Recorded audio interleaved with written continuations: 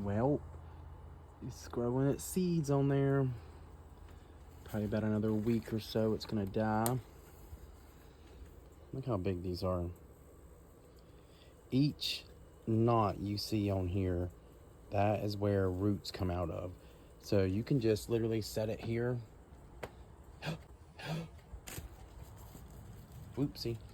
Anyways, you can just set it there and it'll just sprout roots all from it.